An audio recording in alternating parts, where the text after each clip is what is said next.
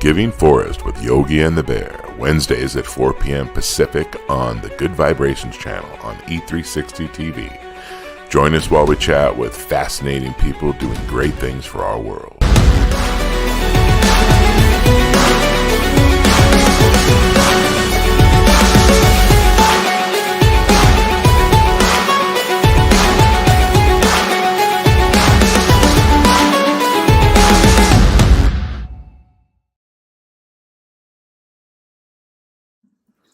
Hello, everybody. We are live for our first episode, our first season. We have some amazing people with us that I've been fortunate to know for a very long time.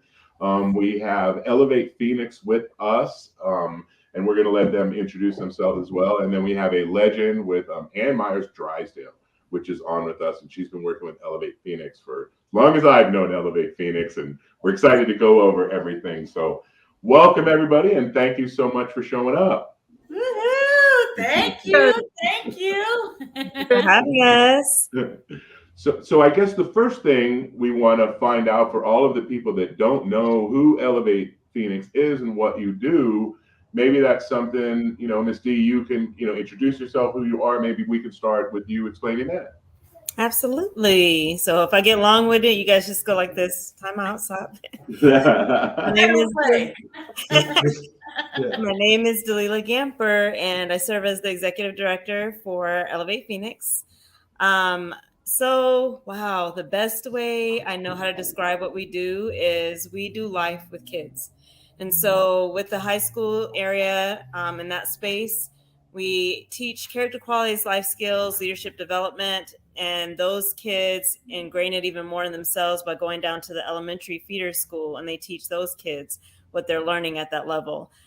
So basically our program hits from second grade through junior high and through high school and post and beyond that into post-secondary. So with that, we really walk alongside kids. We never want to replace any, parent or another teacher. We come alongside to help them in every aspect of life. We're wraparound. So not only academically, but we care about the whole child, so that we're looking at social and emotional learning and the space that they're in that. If they're dealing with traumatic, different situations, maybe at home. So we look at the whole kid. So we do the good, the bad, the ugly, the pretty, we do it all. I got lots of kids, right? When they graduate, it doesn't stop there. They get to be with Miss Jazz. So she not only serves as our director, she also serves as adjunct faculty within the community college sector. So she gets to be their first try it on teacher. So when we, just like I tell my own kids, I tell them, you can't tell me you don't like something till you try it first, right? And so with college, it's the same thing. Try it on, see if it fits. And so Ms. Jazz gets to teach them in that space. They take communications. It's a 5-week course, and it's commitment on their part, because they graduate and they start that Monday after Memorial Day. So we're with them in that space, just kind of leading and guiding and showing that, maybe this is a space they haven't navigated before. Well, let's show you how to do that. Let's see where all the help can come from, whether it's in the tutoring space for English or math, or if it's, helping them network with our own networks. And so the businesses come down and get to introduce themselves, what they do, different opportunities they have for students. And so with that, we say every kid walks out of this space, either maybe college is for them, maybe it's not, maybe it's trade school or certificate program, or maybe it's the military. They always had a niche in that space. So let's get you connected in that space. And maybe it's, I have to work. I need to be part of the workforce. Okay, well, let's get you involved in a space that'll give you and allow you space to grow. So it's not a dead end job or anything like that. And so whatever it is that it takes for kids to be successful, we want to walk alongside and do life with them to help them get there. So try to remove as many obstacles as possible and equip them the best way that we can, so that they can have successful lives, and that just engrafts in the community. So it doesn't stop there. It goes on and bleeds into their families, which bleeds into the community. So it was kind of a segue when you were talking about Miss Jasmine. So maybe Miss Jasmine can jump in and kind of explain the next part, Rise program, all of that good stuff, Miss Jazz. Absolutely. Yeah, no, I'm excited because as Ms. Dew is already saying, this all starts because of the heart of what we do. We know the schools and our partnership with the biggest district in Arizona. So the Phoenix Union High School District is where our MOU or Memorandum of Understanding is with. And we start, if we are brand spanking new and a first time going into a school, we actually talk to the counselors, and the counselors knows exactly what we do. They know what we're a part of and how we're trying to make a difference. So we tell them, hey, give us this mixed bag of nuts. So they say, okay, well, here's a couple people who, like Ms. D said, they can go either way. They're that C, D average student, but, it just depends. And then we said, hey, can we also get a few natural born leaders? They may not be using their leadership skills for all the great things as of yet, but they are natural leaders. And then we have that last case ditch effort. These are the kids that the counselors are putting into our classes that are dropping out at 52%. Wow. And so if we don't help them, they're saying we're losing them, right? And that is not our heart to lose a single one of our kids. And we see so many dysfunctions within the schools, and it's so easy for those kids to fall between the cracks. And that's where Elevate is there to step in and provide the space. Awesome. Well, thank you for giving us a break there. And guess what? Ann Myers Drysdale, I'm a big fanboy. I can't say enough nice things about you. And, obviously, we want to hear about how you got involved, what you think about it, but then obviously, most importantly, so what you do, your luncheon, how that's grown. But just please give a little bit for the people who don't know who you are. Please give us. There's people that don't know who Annie is. That's impossible. I'm so sorry. but she's so humble. You know what I mean? She is. I know she's not going to pat herself on the back and really say how great she is. So, but if you would, Annie, thanks so much. We'll do that. We could do that. Perfect. 2007, I was hired by the Phoenix Suns and Mercury, and I was hired as a Mercury general manager. And right now, I'm with the Suns and Mercury as vice president and broadcaster for both teams. But when I got here in 2007, I'd been working for ESPN for over 20 years, and as a broadcaster. But it came in as a general manager and was so excited. We had such a great team, and just looking for a lot of different nonprofits to get involved with. And so Elevate Phoenix was just starting. They came to the arena, which is Footprint Center now. And it was, I remember Alvin Adams was going in, and I had a lot of respect for him because he was somebody that I had seen play, and he played against my brother in the NBA and so forth. And sitting down at this meeting, Tom Lehman, which was his brainchild, and but there was a lot of diversity at the table, and that really impressed me because a lot of times we get caught up in it just with the white society, and but we know that this is a country that is much more than that, and so seeing the diversity and can I not think of Tim's last name, guys? Cleary. Tim Cleary. Tim Cleary. He was there too. And so it just, the heart and soul grabbed me. And so certainly being involved with Delilah and Jazz, and you see their enthusiasm, and how could you not be excited to be involved with something like this? And certainly the big thing too, it's a curriculum. It is a curriculum in these schools. It's not just like a big brother, big sister, whatever. And the thing that fascinates me this day is that how these women and men are in the lives of these children, the young children, young adults, 24/7. And I know for a lot of these kids that have got, even before they kind of started Elevate Phoenix in the schools, they were at dead ends in their lives. I mean, their lives were over. Where were they going to go? The adversity and the just trauma that they were facing in their lives. And then when you have somebody like Jazz and Delilah and so many others that could get a call at 3:00 in the morning and said, I'll be there. I'm there for you. And as they said, we've got 5 or 6 that have come back, and now they are mentors. And to give back and to make a difference in a child's life and to see them grow has been so heartwarming for me to be a part of. I have 3 siblings that have been educators, teachers, and 2 of them have passed. My brother David, who played in the NBA, and my sister Patty, who taught for 30 years. They have both passed. And So we've been kind enough through Elevate Phoenix to start the Dare to Dream luncheon that it started out as a breakfast and a luncheon that we honor teachers in honoring my brother and my sister, and just the community being involved and hearing the stories that we have our high school kids come and they speak to, whether it's the bankers or the firefighters or the police or council people and people that run stores and so forth. They're hearing the stories of these lives in a 10-minute span, and yet the impact that they make on our community, and then for them to go on and basically thinking, I'm sure when they were probably 10, 11, 12, 13, that they had no chance in furthering their education, or told that they couldn't go on or weren't smart enough. And, don't let what you cannot do interfere with what you can. And they are all so talented. They all have a gift. And the fact that Elevate Phoenix opens their minds and opens their hearts to say, I believe in myself, and so do other people in Elevate Phoenix. And I just see the dreams come true for a lot of these kids, whether they want to go on into music or become a chef. And we see it over and over and over, but they always come back. And I think that the relationships that have been developed have been so important. And it starts with Tom Lehman and Tim Cleary and Delilah and Jazz and so many others that give back. It's an amazing vision Tom had, and the execution is just unbelievable. That's what really got me, because I understood it and I got it. Jasmine was tearing her eyes. We came back from the podcast. She was tearing. I was right there with you. I mean, because obviously I work on a bunch of things. I've never cried so much working on video. When you're hearing these stories, and it's true. And I know you're humble, but you're a big part of this and what you bring to the table.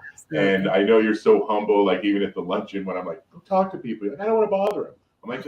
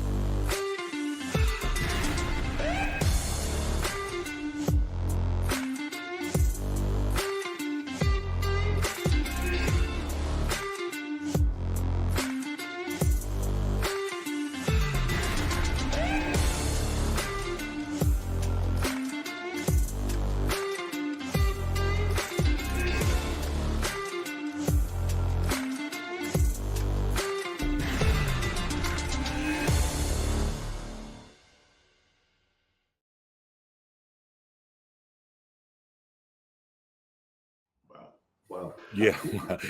I'm sorry. And so from that standpoint, it's interesting because I've known you for so many decades. That was a newer thing, knowing that I can't refer to you as Sue. Like, so to people out there, I think you're nervous whether you say Native American or Indian. Can you give us a little bit of some guidelines with that, please, Jimmy? Yeah, and I learned this from my mom, Beverly Stabber-Warren, who is a great advocate, and both my brother and I learned from her.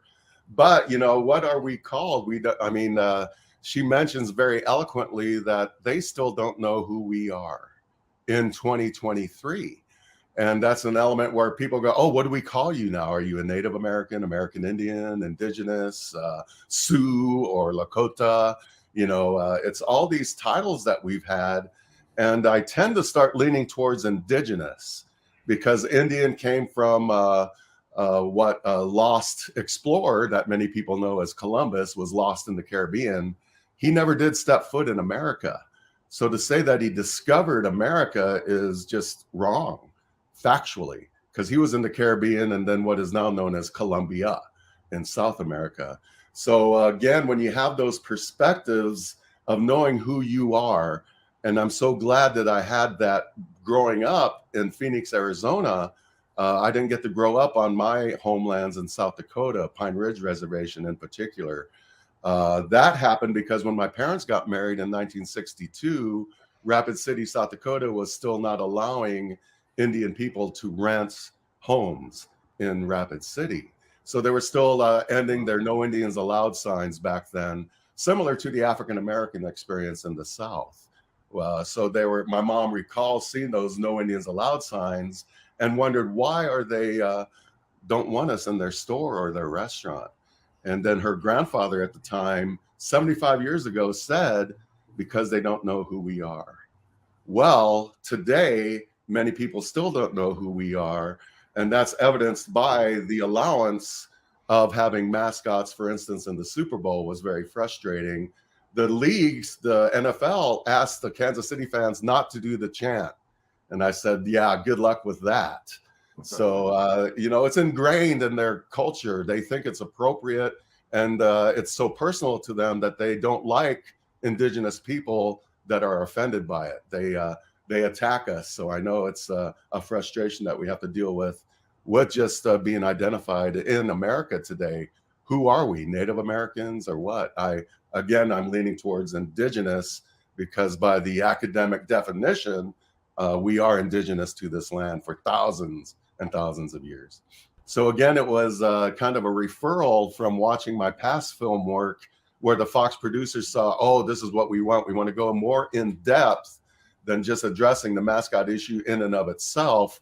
We want to tell the true story in terms of what are the perspectives and realities of Indian country in contemporary United States. So that was wonderful to have that opportunity to co-produce and write that piece. And we did a power drive to Pine Ridge so we could get the on-location shots that I think was very powerful, to the point where we were nominated for 3 sports Emmys, and one of them was for cinematography at Pine Ridge. So it was a wonderful experience being able to share my perspectives on Thanksgiving. Pre-game Fox NFL, where over 30 million people viewed that pregame show. So I was able to educate some folks on Thanksgiving before they watched football and had their turkey. It could have been a better intro. We're going to hit that. Thank you, Jimmy. That's perfect.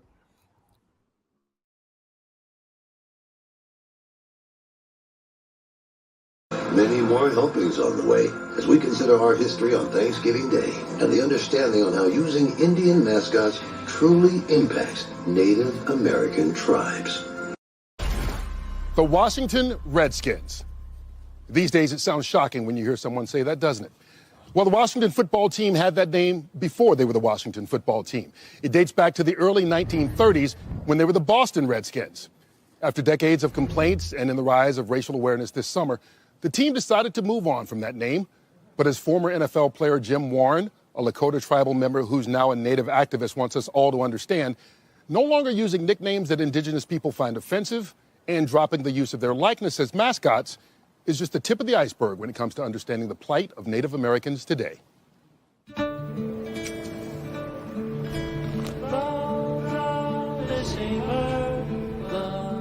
I I never did play for a team with a native mascot, but I played against teams with native mascots.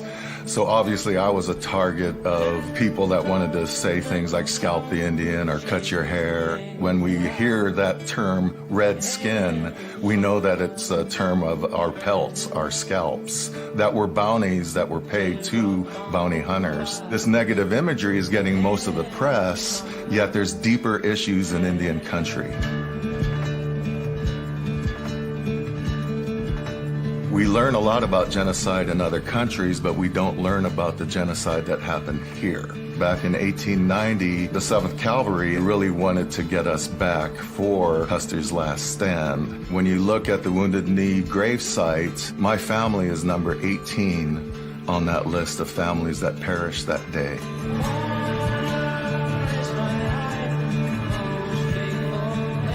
Being an American citizen, many of us don't have that experience of visiting a mass grave, of feeling that trauma from many generations ago. Pine Ridge, my home reservation, is the poorest county in the United States. So the average family income is under $10,000 per year. Unfortunately, Indian country has the highest rate of COVID-19 in the world. And when I go home and I hear of the people that are passing away just because they can't keep themselves warm, that's something that's very challenging. When you think of Paha Sapa, which means Black Hills, that's our sacred land. U.S. policy saw that our culture, our ceremonies were savage and heathen. So we could have been singing a song for happy birthday or a wedding, and they saw it as war drums. Black Elk said it would take 7 generations to heal our circle after Wounded Knee. So as we gather on this special holiday, let's give thanks for inclusion. Let's give thanks for culture. Let's give thanks for who we are as two-leggeds. Indeed, let's give thanks for how far we've come, while also being thankful for the wisdom to recognize there's much more ground we need to cover. As Warren told us, simply dropping mascot nicknames and thinking the problem is solved is akin to no longer doing blackface and believing that solves racism.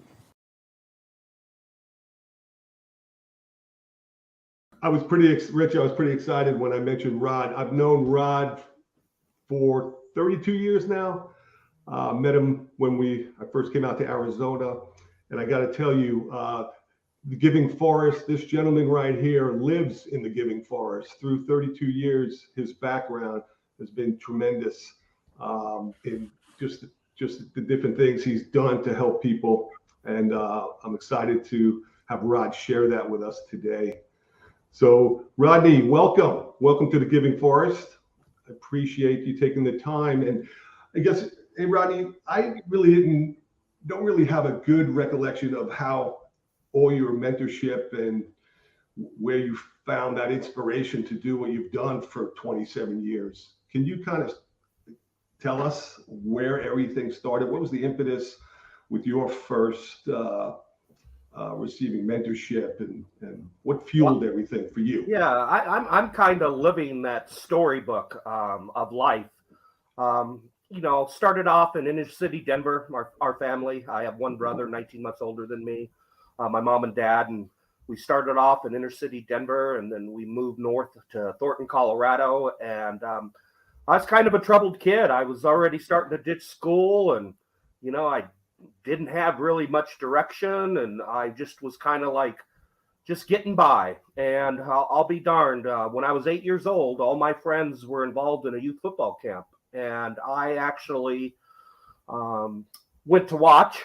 8 years old, went to watch him in the summer, and one of the pro athletes there, said, "Young man, why aren't you in the camp?" And I said, "Well, I'm here to watch my friends." And he's like, "Well, why aren't you in the camp?" And I said, "Well, I don't have the money." And that pro athlete walked me to the registration table and paid my entry fee, and it was a life-changing experience. The positive reinforcement, the encouragement of the athletes. I'll never forget the first question of the camp with all of us pulled together. And it was more of how many of you in here would like to play professional football? And I watched all the other kids raise their hand, and so I figured I was supposed to raise my hand, and I raised my hand as well. But by the end of that 3 days, that's kind of what I did. I set my goal for that. Yeah, and it was exciting. I a second team All Big 8 for a couple years. As I say, I had a cup of coffee in the NFL. I spent a little time with the Raiders and the Chiefs. And you remember when I was 8 years old, I raised my hand, and that was my goal, to play pro football like that guy asked me and motivated me. And my teacher and mentor believed in me. And it was a living the dream, no doubt about it. As I do some consulting for charities along the way, I had a gentleman present this idea in the music industry.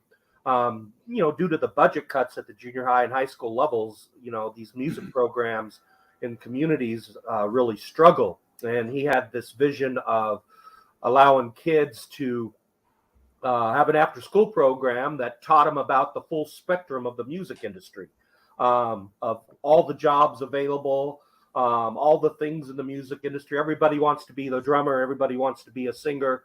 Everybody wants to, get that fame and sell 1 million records and different things. But, not everybody makes it. Same with the NFL. Just because you get a Division I scholarship doesn't mean you're going to play in the NFL. And I really love the concept. And he had to step away from it. And I asked him if I can run with his idea. For me, being in the military charity, being in the at-risk youth and sports and education camps and mentorship, I had a real fulfilling experience. But this is something that was challenging to myself, having me step out of my own box. And we created Mobile Music Institute, which is an after-school program for 15 to 18-year-olds. We just want to thank Rod for joining us today. We look forward to having him back again. And do you have anything on the way out, Yogi or Rod, that you want to say? Rodney, I mean, when I told Rich I have somebody who knows a little bit about nonprofits, 501c3s, you certainly hit the bullseye, buddy. No one better. No one better. I really appreciate you. Well, I'm grateful. Even the recognition from you and your friendship for 32 years, Rich, you coming in and out of my life over the years and allowing me to be a part of this. I'm forever grateful. I've lived the hard knocks. I've built my own. I've consulted for others. I have a wealth of knowledge, of real life experience, licking envelopes, addressing envelopes. I have the whole spectrum of this thing, and I hope that I'm able to share that with people that want to give back and make it have an impact. The MMI experience is led by a team with over 50 years of philanthropy and service in communities throughout the United States and around the world. Our leadership focuses on bringing a team of like-minded individuals together who understand what it takes to have a powerful impact in the music industry. MMI's mission is to create an after-school opportunity for high school students in San Diego with plans to expand to other cities throughout the country. My name is Antonio. I'm Robert. Hi, my name is Blanca Rubio. I'm Ben Rubio. My name is Emmanuel Everett. I'm Jackie. My name is Jada Singleton. My name is Angelica. My name is Edgar Alvarez. I'm Luis Garcia. The 6-week program provides students with the ability to choose a genre, form a band, and proceed in a fashion that will allow them to understand all aspects of creating a song and melody, production and live sound development, understand the business behind the business, and performing live.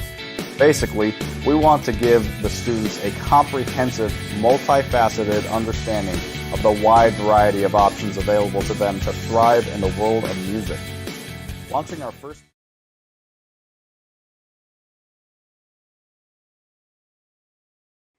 We're thrilled to have you on. Obviously, what you've done, you've been around for a long time. We watched you earlier on in our younger years at the Olympics, and very excited to have you on the program, and kind of wanted to just run through, from the beginning part of your life to the middle part, and then kind of at the end, kind of what you're doing now and how you've changed. I would say changed basically skating, the equipment, at least the skates. I from what I watched and researched, obviously. So just please, do you want to start out kind of in the early years, in the beginning years?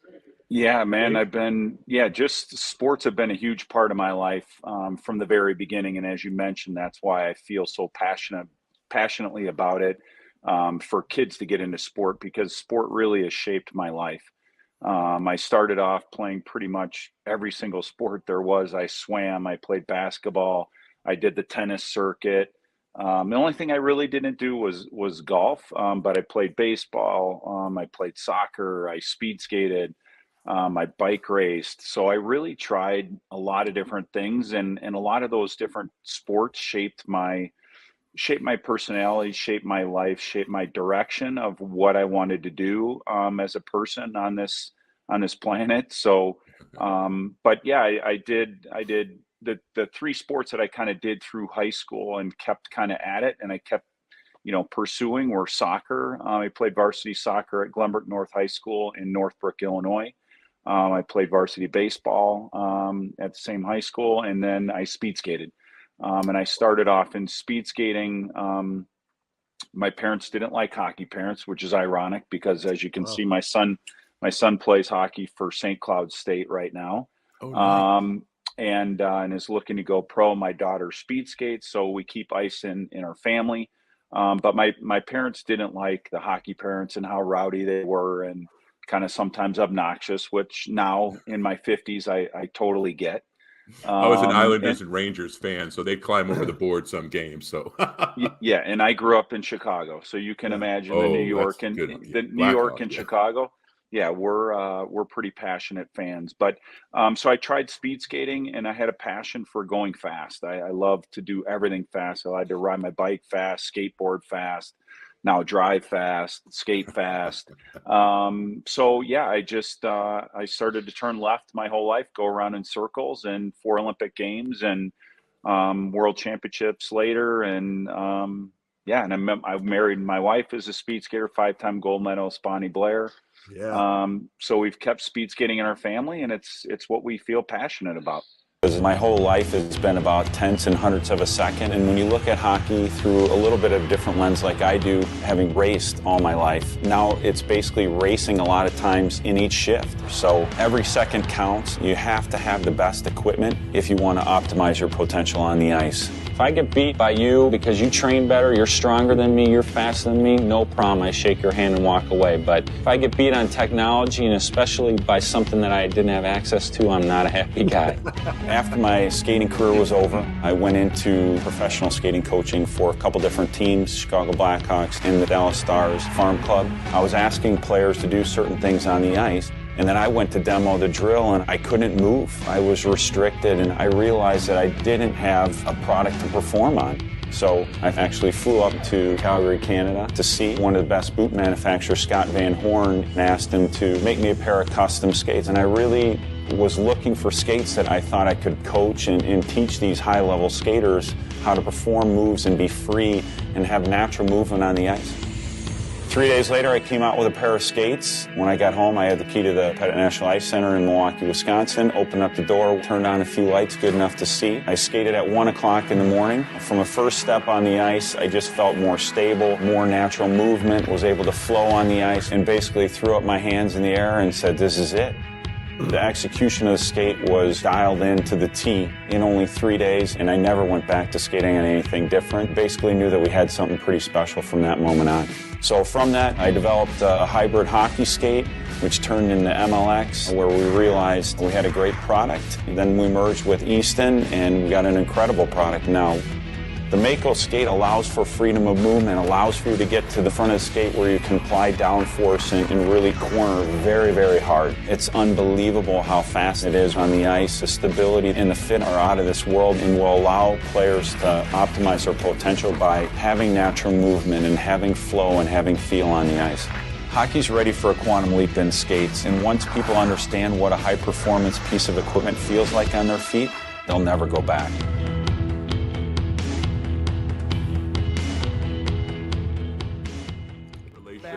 Skate her race outside of Sofia Tokarczyk of Poland. Excited in that. Expect her to be very fast. So this 100, that's the best part of her race. Bonnie has a very good opening 100 meters. She gets off that line. You can see her anticipate that gun. All right, she's under it by 200. When she takes off in you, she's gone apparently, right? Yeah, the funny part most people don't know is she was ahead by .02 at the 100 meters, and that's what she ended up winning that race. Parsik just dropping off. It's all Bonnie Blair. Here she comes. The time to beat is 39:12. This place is going crazy. And here she comes. Now she's got to sit back and not scratch. You get try too hard to get up on your toes. 39:12. She got it. She got it by 200. That's fantastic amazing. time. You wonder if it was just that first 100 meters where she 200ths of a second. It's crazy. Yeah, amazing. Is that exciting?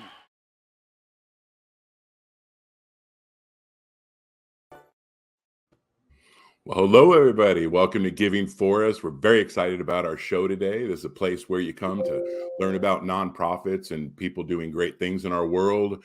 And today we're excited to focus on Arizona Urban Youth Excel. And we have some great guests with us today. We have Phyllis Barbie, who is a very successful entrepreneur, an amazing artist. She is the GOAT in pickleball, if anybody needs a challenge. And she spends most of her life in the philanthropic world. She is one of my favorite humans on the planet. So we have Phyllis Barbie. Welcome, Phyllis. Thank you. And then we have Andre Wadsworth, a legend, a football stud. We're going to talk about a little bit of his career and what he did. I feel honored to know him and be around him and what he does in this world and what he accomplishes and how he inspires people, I think is amazing. So we're excited to have you on, Andre. Thank you.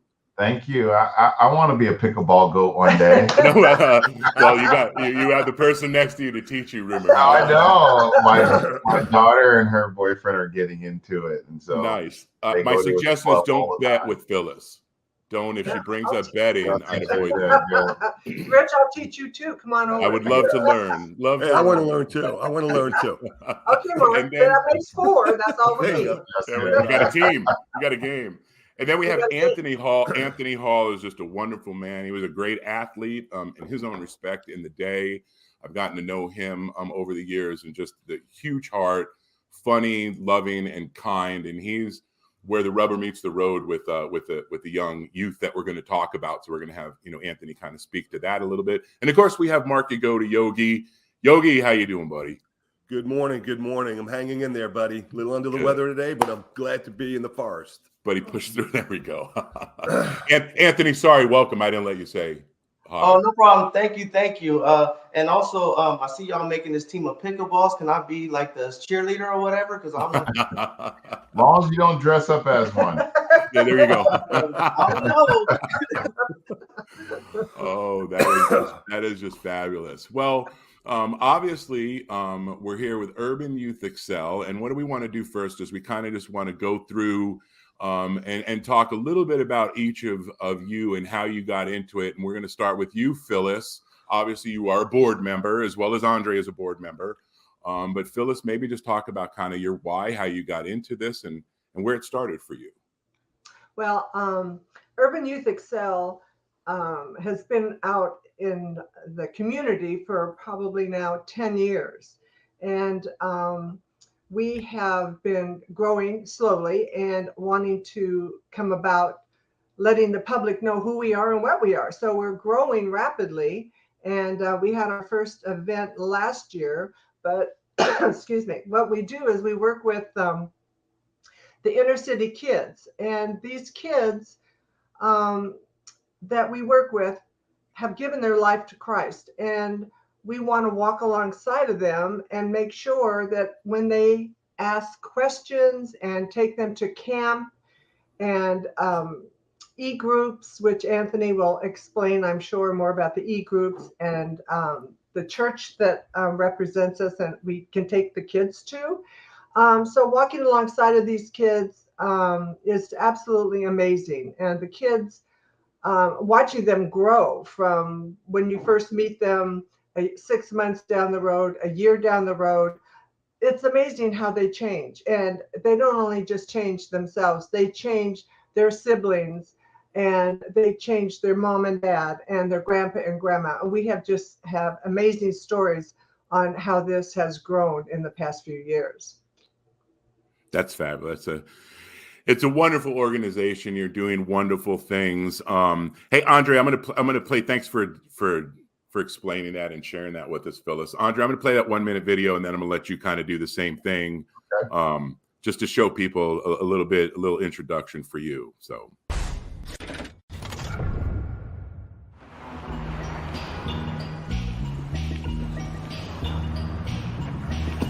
This town is always busy working. Day off? Yeah, right. You know who never took a day off? Andre Wadsworth. He couldn't take a day off. He was a walk-on a team full of high school All-Americans. Wadsworth, he's got the sack. Oh, he's clobbered at the 6-10. He spun around, he's sacked. He's sacked like a rag doll. He earned his playing time.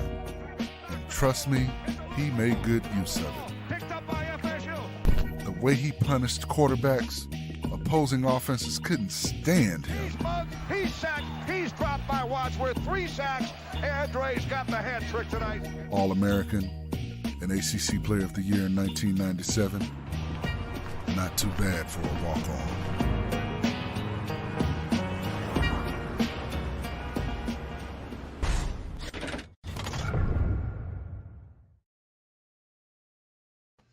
You just run that the whole show, Andre?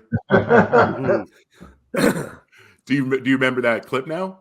No, I don't, but I know the guy that narrated it. His name is Forrest Conley. He was Forrest Conley said the Seminole Warriors. 6'9", offensive tackle. He was on the national championship team, and actually he's an actor now. He's been in several movies. No and he kidding. does a radio show as well. So he lives in Atlanta. I haven't had a chance to talk to him in a while, but this might be a reason. Reach out to him. That's a great video. I thought he did a great job with that. Yeah, he did a great job. And then for the people who don't know, I don't know if we can tell you, but I mean, they can look it up. But from coming from a walk-on, which I actually didn't realize, I just knew you were a stud, but walking on, doing what you do, I know you had other scholarships, I read, and then you decided to go there, which is a tough program, obviously. And then to do what you did, actually being the second pick, not the second round, but the second pick in your draft, and picked up a hefty check, didn't you? Yes, I did. I was very blessed and fortunate. I actually had no idea that I'd play professional sports. Of course, every young man or kid would have aspirations to do so. But, I went to a private school growing up, and my household education was very much the forefront, not sports. And so it was just a bonus on top of bonus on that to actually get a chance to play professionally. Yeah, and it's and part of our show, obviously, if you were out just doing your spinning rims and things like that, and playing big shooter, you spent so much of your time helping our youth. And then also for the people who don't know, Andre is the head pastor at Impact Church. So he's still, this is what he does for a living. Fortunate enough, like he said, to play for the Cardinals, had an amazing, college career. And so, again, that's why we're happy to be on with you. But more important, it's the man that you are and the heart that you have more than just being the athlete. So, again, we appreciate what you do, Andre. Thank you. I'm happy to be on here and share a little bit more about UYE. That sounds perfect. And then we're going to go Anthony.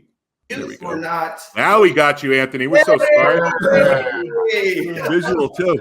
Yeah, that's awesome, Anthony. Anthony Hall. The face of the name. But yes, I had a journey from the South Side of Chicago where there was not a lot of positive influences and not a lot of positive examples. I mean, you had some kids that had their families, but most did not. Or they had one member of their family which was working, so still was not in the home to provide that positive influence on their lives. So I was blessed to have both my parents, which they moved me out to Phoenix, Arizona from Southside Chicago to allow for us to have a better opportunity. And so my youth led me to want to pour into youth when I became an adult. I wanted to be that positive example. I wanted to be someone that was allowed a platform to be able to pour into the youth that I didn't have outside of my father or my parents. But then I also got into sports, which thankfully my parents put me in as well because I had anger issues. And so my parents put me in the sports to allow me to release that and helped me become a better man. So with UYE, Urban Youth Excel, it was a beautiful and amazing organization that I was able to come to know and to be able to actually become a part of, because they're doing exactly what I needed when I was younger. They're giving these kids that were like me when I was younger, they're giving them the opportunity to be able to get that great experience, be able to come and know God, and to be able to have the greatest blessing in their life. So my journey just started like these youth that we're pouring into, and came to me being an adult pouring into the youth that I was in the past. I would say a beautiful tapestry when it is flowing and moving, and that's what UYE allows for that. Not just being in ministry, but, to me, everything is about our next generation, next generation, the kids, and dealing with that. Anthony said it perfect, just having an area that's safe and a place where kids can go to not only get direction, but a place that's safe. I'm a dad of 4 girls and aging from as old as 20, as young as 12 now. And, if they don't have a constant, adult or parent or role model in their life, there's so many distractions, things that can knock them off course, and not having the programs. And it definitely, they're saying it takes a village. And not just that, because you can have a strong support group at home, but still have challenges at school. And, now if they don't have a strong support group at home, they still, they have the challenges now at school. So now what are they left with? And so when you have UIE that helps with character, direction, not only that, but giving kids encouragement, and not only that's giving encouragement, for lack of better words, loving on them. Kids need to know that they're loved, that they're heard, that not only that, but the things that they're doing, they can be encouraged and strive for better things and to have those opportunities.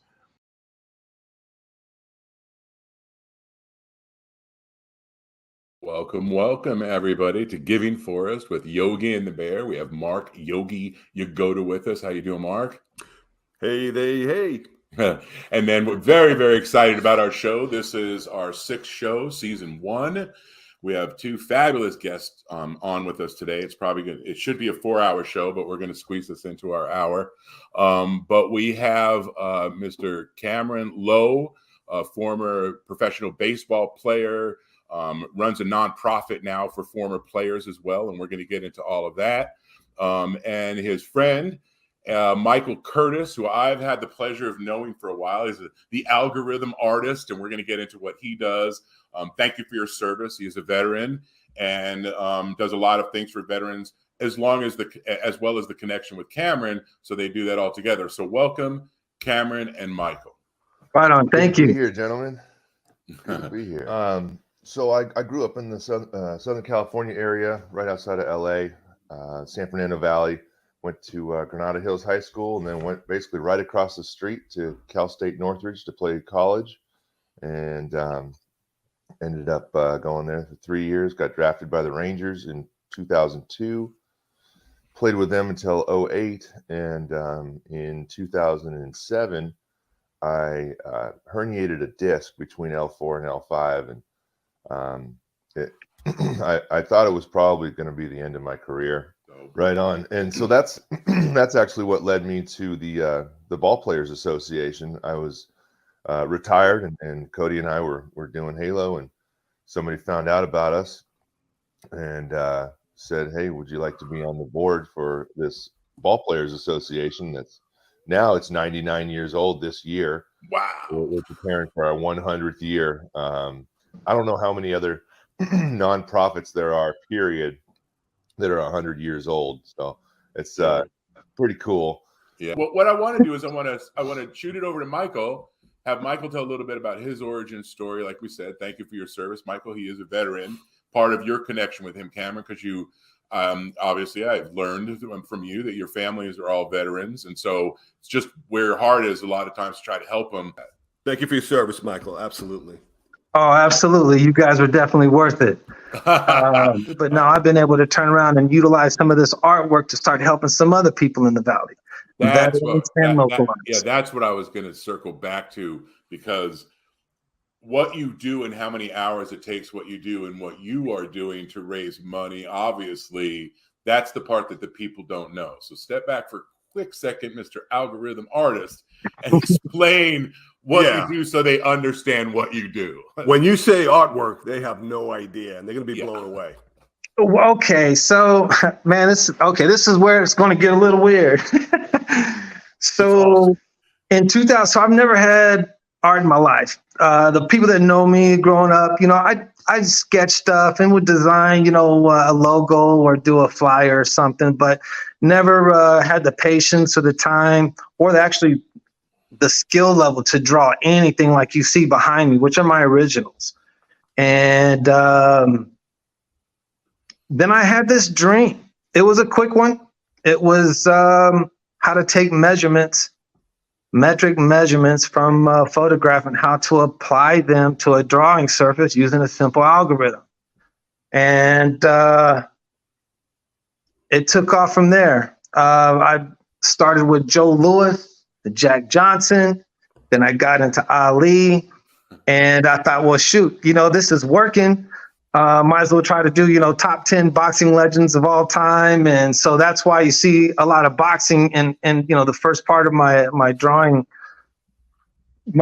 here. And then got into the partner of mine, hooked me up with the UFC, a couple of guys from the UFC, Mark Goddard and Mike Beltran has been awesome for me.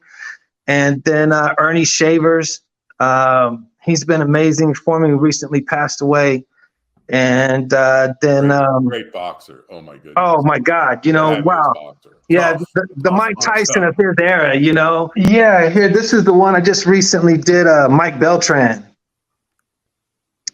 Let me get this kind of squared away here.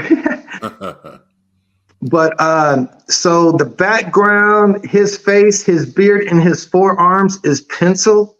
The rest of it is all charcoal. Wow. It's beautiful. Crazy good. Hey, Cameron, let me ask you. Oh, sorry. I got one right here too. Yeah, that's my man. There it is. But I got the math on mine. Oh, there's the math. Yeah, hold that up for a second.